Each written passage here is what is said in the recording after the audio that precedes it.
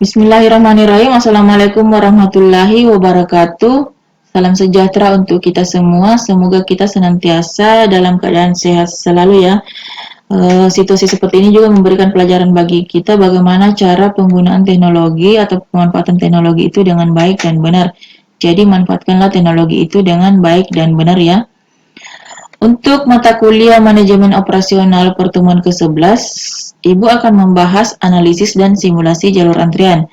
Jadi sebelum kita lanjut ke pembahasan, saya akan memperkenalkan diri. Nama saya Nur Fatwa Basar. Pengertian antrian. Jadi kita masuk ke pembahasan pengertian antrian atau jalur antrian. Antrian di sini merupakan jalur untuk orang yang sedang menunggu pekerjaan, sesuatu atau sejenisnya yang sedang menunggu untuk dikerjakan. Jadi di sini ada dua jenis gambar. Gambar pertama ini merupakan rangkaian jalur antrian yang berada pada jalur antrian secara acak atau berada pada jalur antrian secara atau populasinya tidak terbatas. Dengan gaya seperti ini ya. Kemudian untuk gambar yang kedua ini merupakan beberapa orang yang berada pada jalur antrian dengan populasi yang terbatas. Jadi ini adalah jenis kegiatan ketika mereka mengantri untuk membayar tiket atau membayar di kasir. Contoh lain yang terkait dengan jalur antrian adalah ketika kita membeli tiket di bioskop. Adapun ketika kita menggunakan kendaraan, kita juga bisa berada pada jalur antrian. Jadi misalnya saat kita keluar dari mall itu kita akan berada pada jalur antrian ya, dengan menggunakan kendaraan. Atau pada saat kita berada pada pintu tol. Kemudian contoh lainnya ada pada saat pelayanan itu menggunakan drive-in atau drive-thru ya. Jadi kita akan menggunakan kendaraan dan mengantri pada situasi seperti itu. Kemudian hal ini juga sangat penting pada perusahaan manufaktur di mana pada situasi atau kegiatan manajemen operasi mereka sangat berhubungan erat dengan jalur antrian. Misalnya pada jadwal produksi mereka, kemudian desain pekerjaan, tingkat persediaan mereka, atau hal lain sebagainya dan lain sebagainya. Jadi misalnya pada jadwal produksi itu ada namanya produksi harian, ada produksi mingguan, dan ada produksi bulanan. Jadi tidak semerta-merta hanya manusia saja yang berada pada jalur antrian. Jadi hal lain juga itu perlu berada pada jalur antrian, terutama yang terkait pada perusahaan manufaktur.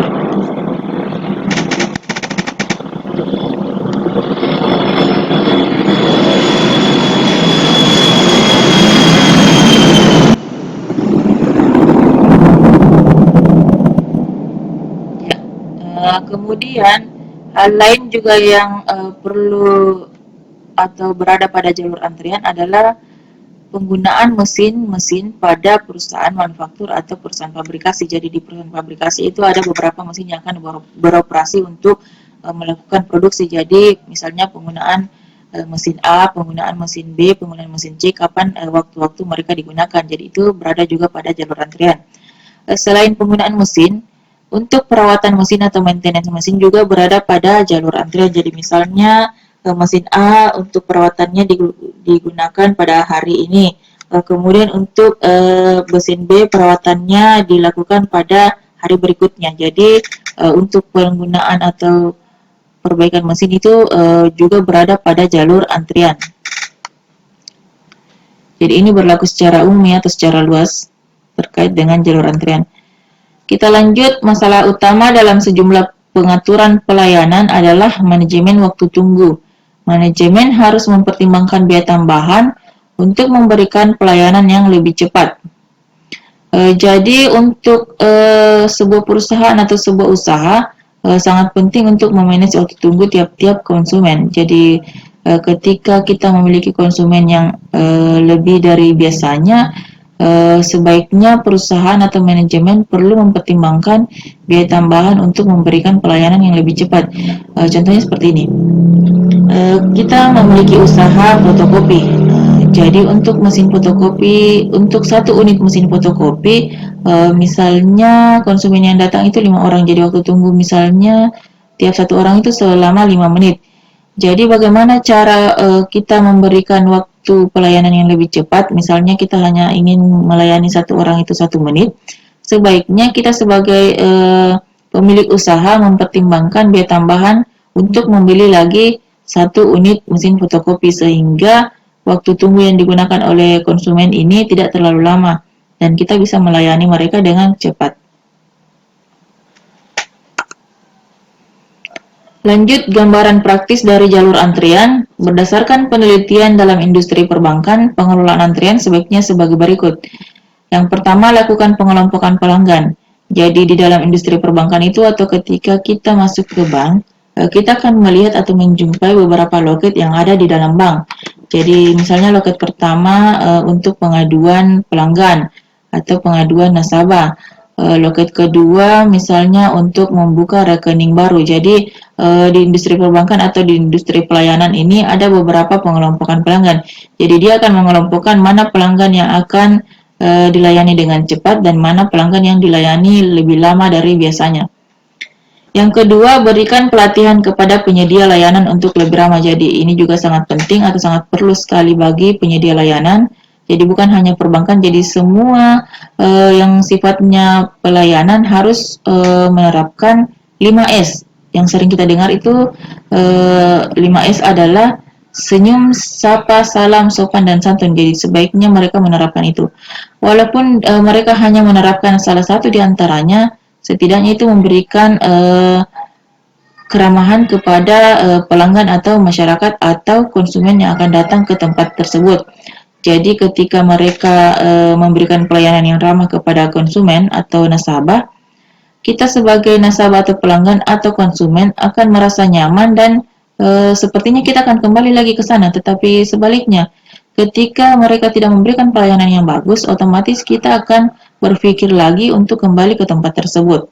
Jadi sebaiknya memang bagian pelayanan ini menerapkan 5S ya, atau bagaimana cara mereka menarik pelanggan untuk tetap berada atau tetap datang ke tempat mereka. Kemudian yang ketiga, sampaikan kepada nasabah Anda terkait apa yang terjadi. Jadi ketika ada masalah jangan didiamkan, nasabah akan bertanya-tanya, kenapa waktu tunggu saya ini bertambah dibanding biasanya. Jadi sebaiknya kita menyampaikan kepada nasabah apa yang terjadi terkait waktu tunggu nasabah yang bertambah atau di luar waktu tunggu mereka yang biasanya. Jadi misalnya ketika nasabah antri di loket 1 tadi untuk menyetor uang di bank, mungkin ada kendala pada monitor atau layar komputer di bank tersebut atau mungkin jaringannya sedang bermasalah. Jadi sebaiknya disampaikan hal tersebut kepada nasabah.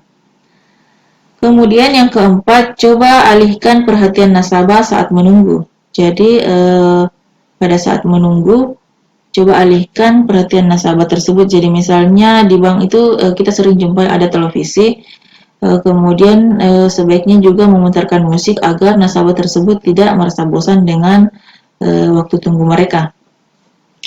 Selanjutnya, sarankan kepada nasabah untuk datang di jam-jam longgar. Ya, jadi ini adalah salah satu langkah bagaimana kita mengelola antrian itu dengan baik. Sampaikan kepada nasabah kapan jam longgar dan kapan juga jam yang padat. Jadi biasanya kalau di bank itu jam longgarnya pada saat bank baru buka atau pada saat bank sudah mau tutup. Jadi tetap disampaikan kapan ada jam longgar dan kapan waktu jam padat ya pada pelayanan di bank. Kemudian kita lanjut ke sistem antrian. Jadi di sini sistem antrian merupakan salah satu atau suatu proses saat pelanggan mengantri untuk mendapatkan pelayanan tertentu. Jadi sistem itu merupakan proses atau cara, sedangkan antrian itu merupakan situasi di mana kita mengantri untuk menunggu untuk mendapatkan pelayanan tertentu. Kemudian ada beberapa hal terkait dengan sistem antrian. Yang pertama, tingkat kedatangan atau arrival rate. Tingkat kedatangan adalah perkiraan jumlah pelanggan yang datang pada setiap periode. Jadi setiap periode di sini bisa saja tiap menit, tiap jam, tiap hari atau tiap minggu ya. Jadi berapa kira-kira perkiraan jumlah pelanggan yang datang tiap periode pada saat dilakukan pelayanan. Kemudian ada dua distribusi dalam sistem antrian. Jadi yang pertama itu distribusi eksponensial dan distribusi Poisson. Sebenarnya ada tiga distribusi dalam sistem antrian, yang lainnya adalah distribusi kedatangan atau distribusi konstan ya. Kemudian yang dimaksud dengan distribusi eksponensial itu sendiri adalah distribusi probabilitas yang terkait dengan waktu antar kedatangan. Jadi yang berhubungan dengan distribusi eksponensial ini bagaimana atau berapa jumlah kedatangan yang akan terjadi lebih dari sekian menit sampai kedatangan di menit berikutnya. Jadi misalnya berapa jumlah orang atau konsumen yang mengantri di tiap kedatangan. Jadi untuk kedatangan pertama berapa orang, kemudian untuk menit berikutnya berapa lagi yang akan datang untuk mengantri, gitu ya. Jadi itu merupakan distribusi probabilitas yang terkait dengan waktu antar kedatangan. Sedangkan yang distribusi Poisson merupakan distribusi probabilitas untuk jumlah kedatangan selama periode tertentu. Jadi bedanya adalah kalau tadi distribusi eksponensial merupakan distribusi probabilitas yang terkait dengan waktu antar kedatangan, sedangkan untuk distribusi Poisson adalah jumlah untuk distribusi probabilitas untuk jumlah kedatangan selama periode tertentu. Jadi di sini yang membedakan adalah untuk distribusi Poisson persentase peluang ya. Jadi berapa kira-kira persentase peluang yang terjadi di tiap kedatangan dengan interval berapa menit. Jadi misalnya waktu 1 menit waktu yang diberikan, kira-kira berapa persen peluang yang terjadi di tiap kedatangan dalam interval waktu 1 menit tersebut. Kedua distribusi ini digunakan untuk mengetahui jangkauan positif dan negatif pada jalur antrian dan untuk mengetahui seberapa besar tingkat probabilitas ketika menggunakan distribusi eksponensial dan menggunakan distribusi Poisson. Jadi probabilitas itu merupakan nilai untuk mengukur tingkat kemungkinan terjadinya sesuatu peristiwa ya. Jadi ini bisa diukur dengan nilai dimulai dari angka 0 sampai sekian, atau bisa juga diukur dalam bentuk persentase. Lanjut, kedatangan pelanggan. Masuknya pelanggan pada sebuah sistem pelayanan mungkin bersumber dari populasi yang terbatas dan atau populasi tidak terbatas. Jadi ada dua kedatangan pelanggan yang bersumber dari populasi yang terbatas dan populasi yang tidak terbatas. Seperti Ibu jelaskan tadi di awal bahwa ada gambar yang populasinya terbatas dan populasinya tidak terbatas ya. Kita lanjut, populasi terbatas merupakan kelompok pelanggan tertentu yang jumlahnya terbatas yang akan menggunakan pelayanan dan kemudian membentuk jalur antrian. Jadi untuk populasi terbatas ini contohnya seperti ini. Jadi pada saat kita berada pada jalur antrian, kita akan melakukan antrian tersebut atau tetap berada di antrian tersebut sampai kita mendapatkan pelayanan dengan baik, atau sampai kita mendapatkan pelayanan itu secara penuh atau sampai selesai ya. Kemudian untuk populasi tidak terbatas cukup besar dalam kaitannya dengan sistem pelayanan, sehingga ukuran populasi yang disebabkan oleh adanya pengurangan atau penambahan dalam populasi tidak mempengaruhi probabilitas sistem secara signifikan. Jadi ketika ada pengurangan populasi atau penambahan populasi dalam populasi tidak terbatas ini tidak mempengaruhi probabilitas atau tidak mampu atau tidak bisa mengukur nilai atau tingkat kemungkinan terjadinya sesuatu peristiwa secara signifikan ya. Seperti yang tadi digambar di depan, ada beberapa situasi atau ada situasi terkait dengan populasi tidak terbatas.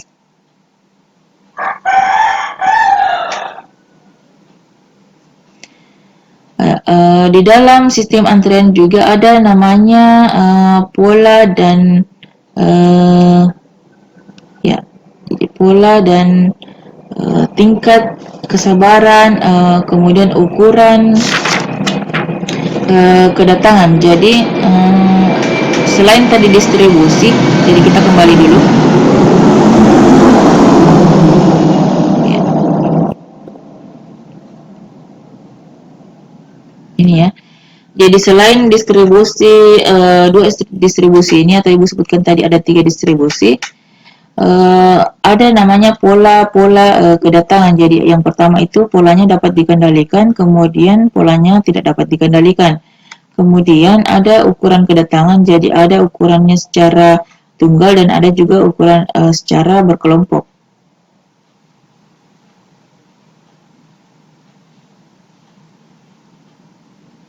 Ya. Kemudian ada ukuran kedatangan. Jadi yang tadi seperti Ibu sebutkan ada ukuran tunggal dan ukuran berkelompok, sedangkan tingkat kesabaran ada sabar dan tidak sabar. Jadi ketika mereka sabar, dia akan menunggu sampai pelayanan tersebut selesai dan tetap berada pada jalur antrian. Sedangkan ketika mereka tidak sabar, ada 2 kemungkinan yang terjadi. Jadi mereka hanya datang, melihat lalu pergi. Ada juga yang mereka datang kemudian menunggu sebentar lalu pergi ya.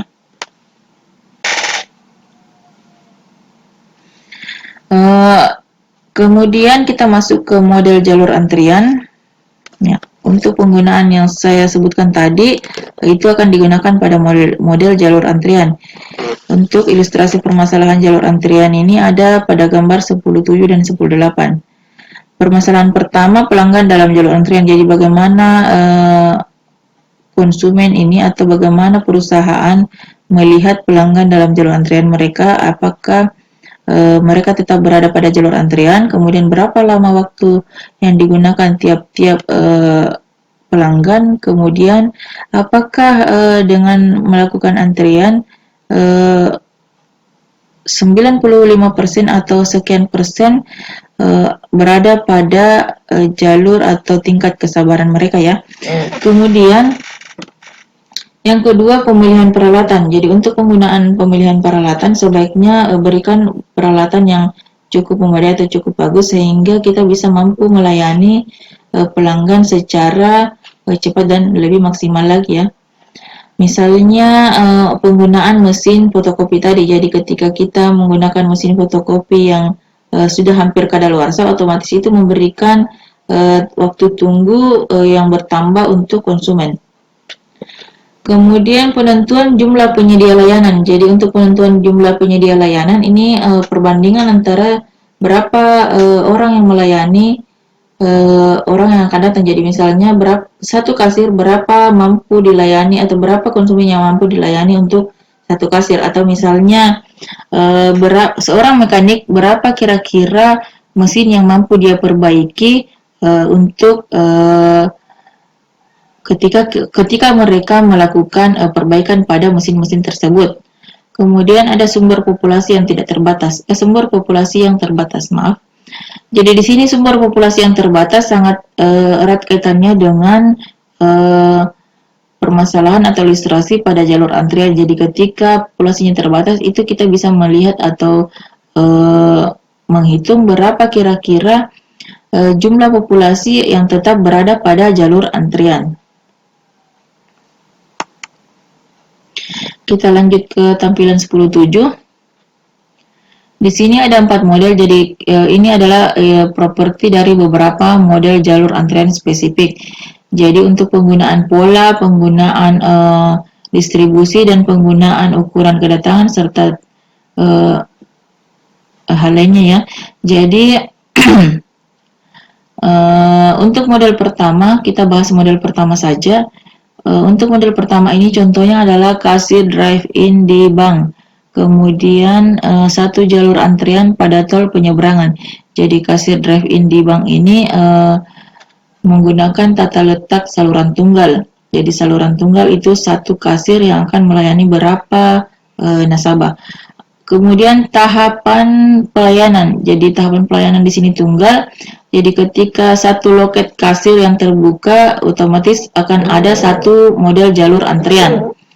Kemudian populasi sumbernya tidak terbatas ya. Jadi untuk populasi sumbernya tidak terbatas, jadi berapa kira-kira yang akan dilayani setiap misalnya 1 menit pelayanan ya.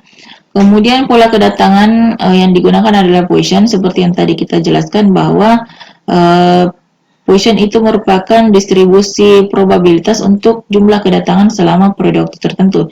Jadi berapa persen peluang yang terjadi di setiap kedatangan untuk interval dalam waktu misalnya 1 menit. Ketertiban dalam antrian. Jadi ketertiban dalam antrian ini kita menggunakan FCFS atau first come first served. Jadi siapa yang pertama kali datang, sebaiknya itu juga yang pertama kali kita layani. Pola pelayanan eksponensial artinya distribusi probabilitas yang terkait dengan waktu antar kedatangan ya. Kemudian panjang antrian yang diperbolehkan tidak dibatasi. Jadi untuk model pertama ini ketika kasir drive-in di bank itu tidak membatasi berapa jumlah orang yang mengantri. Selanjutnya ada beberapa notasi untuk persamaan. Jadi notasi untuk persamaan ini kita bahas terkait dengan berapa tingkat kedatangan, tingkat pelayanan, rata-rata waktu pelayanan, rata-rata waktu kedatangan, rasio dari total tingkat kedatangan. Jadi ada beberapa hal yang perlu dihitung atau dianalisis terkait dengan jalur antrean atau sistem antrean ini.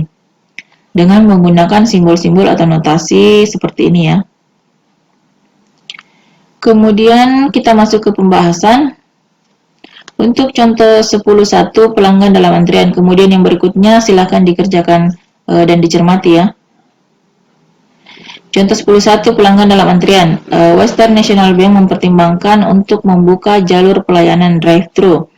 Untuk layanan nasabah, manajemen memperkirakan tingkat kedatangan nasabah sebanyak 15 orang per jam. Ya, jadi di sini manajemen memperkirakan tingkat kedatangan nasabah sebanyak 15 orang per jam ya. Kemudian kasir yang akan ditugaskan di jalur tersebut dapat melayani 1 orang, jadi 1 kasir dapat melayani 1 orang nasabah setiap 3 menit. Jadi 1 kasir itu dapat melayani 1 orang dengan waktu yang digunakan 3 menit. Dengan mengasumsikan kedatangan Poisson dan pelayanan eksponensial, carilah utilisasi kasir, rata-rata jumlah dalam jalur antrian, rata-rata jumlah dalam sistem, rata-rata waktu tunggu dalam jalur antrian, rata-rata waktu tunggu dalam sistem termasuk pelayanan. Kita lanjut ke solusi. Ya. Untuk nomor 1, rata-rata utilisasi kasir, kita menggunakan rumus ini ya. Ini rumus dengan sebutan biasanya PRO, atau untuk ini kita anggap dia adalah rata-rata utilisasi kasir. Kemudian untuk lambang seperti ini biasa disebut lambda, atau kalau di soal seperti ini adalah tingkat kedatangan, sedangkan untuk yang ini adalah tingkat pelayanan atau biasa disebut dengan mu ya. Jadi rumus ini digunakan pada rata-rata utilisasi kasir. Jadi rata-rata utilisasi kasir sama dengan tingkat kedatangan dibagi dengan tingkat pelayanan. Kemudian tingkat kedatangan tadi sudah kita ketahui ada 15 orang per jam yang akan dilayani. Jadi yang akan dicari di sini adalah bagaimana cara menentukan 20 ini pada tingkat pelayanan. Jadi kita langsung saja untuk mencari 20 ini. Ya, dalam tingkat kedatangan ada 15 orang yang akan dilayani selama 1 jam. Jadi 1 jam itu sama dengan 60 menit. Kemudian 1 kasir dapat melayani 1 orang itu selama 3 menit. Di soal tadi ya. Jadi 1 kasir itu mampu melayani 1 orang selama 3 menit. Ya, jadi 60 menit dibagi 3 menit hasilnya adalah 20. Kemudian jadi di ini kita dapat tingkat pelayanannya sebesar atau selama 20 menit. Sehingga kita bisa mengetahui berapa rata-rata utilisasi kasir ketika kita menggunakan tingkat kedatangan sebanyak 15 orang dan waktu tingkat pelayanan adalah 20 menit. Jadi nilainya adalah 75%. Kemudian yang kedua, rata-rata jumlah dalam jalur antrian ya, disimbolkan dengan LQ ya, LQ. Rata-rata jumlah dalam jalur antrian itu disimbolkan dengan LQ. Kemudian LQ ini sama dengan tingkat kedatangan pangkat 2 dibagi dengan tingkat pelayanan dalam kurung tingkat pelayanan dikurangi lagi dengan tingkat kedatangan, sehingga nilai yang dihasilkan adalah 2,25 nasabah ya.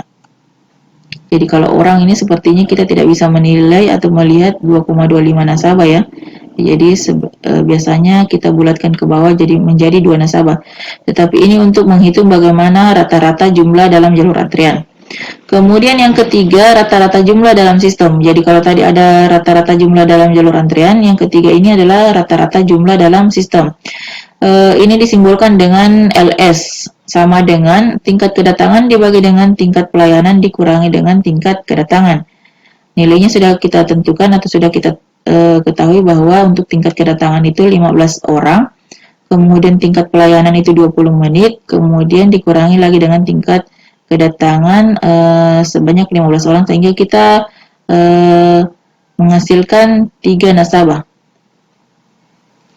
Ya, kemudian rata-rata waktu tunggu dalam jalur antrian disimbolkan dengan WQ sama dengan LQ dibagi dengan lambda, atau rata-rata waktu tunggu dalam jalur antrian ini sama dengan LQ itu adalah rata-rata jumlah rata-rata jumlah dalam jalur antrian dibagi dengan tingkat kedatangan, di mana tadi sudah diperoleh bahwa untuk rata-rata jumlah dalam jalur antrian itu sebesar 2,25, sehingga hasil yang diperoleh untuk rata-rata waktu tunggu dalam jalur antrian adalah 0,15 jam atau sama dengan 90 menit. 9 menit. Jadi untuk 9 menit ini 0,15 jam itu bisa dikalikan dengan 60 menit ya, diperoleh 9 menit. Kemudian yang kelima, rata-rata waktu tunggu dalam sistem termasuk pelayanan disimbolkan dengan WS ya. Ini WS ya. Ini simbolnya WS. Kemudian WS sama dengan LQ dibagi dengan LS dibagi dengan lambda. Jadi rata-rata waktu tunggu dalam sistem termasuk pelayanan sama dengan rata-rata jumlah dalam sistem dibagi dengan tingkat kedatangan. Jadi tadi sudah ditentukan di berapa nilai pada LS ini ya. Jadi ada 3 nasabah, kemudian tingkat kedatangan ada 15 orang, sehingga diperoleh nilai 0,2 jam atau sama dengan 12 menit. Sama dengan tadi, untuk memperoleh 12 menit ini 0,2 jam dikali dengan 60 menit.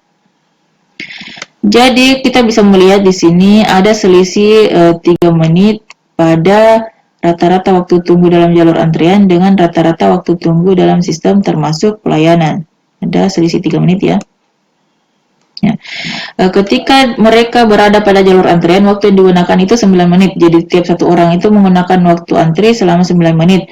Sedangkan untuk selesai sampai di pelayanan itu kita menggunakan waktu 12 menit. Jadi ada selisih 3 menit, 12 menit dengan 9 menit itu selisih 3 menit. Seperti tadi di soalnya, bahwa kasir yang akan ditugaskan di jalur tersebut dapat melayani satu orang nasabah setiap 3 menit. Jadi hal tersebut sudah bisa diketahui ya.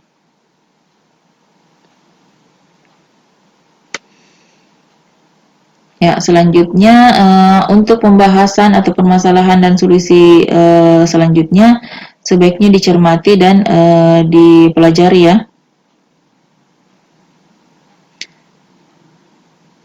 Ya, adapun latihan praktik ini perlu dikerjakan. Jadi misalnya untuk soal nomor 7, sebuah stand es krim memiliki satu loket pemesanan dan satu orang pegawai untuk melayani setiap pelanggan.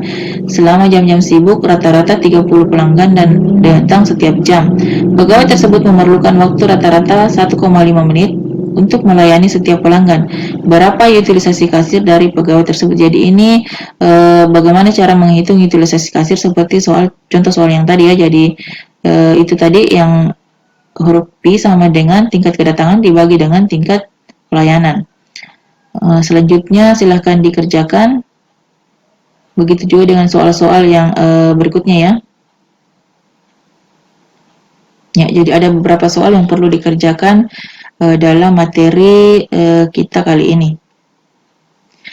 Ya, kemudian jangan lupa untuk di-like, komen, dan subscribe. Semoga kita senantiasa mendapat rahmat atas apa yang telah kita kerjakan.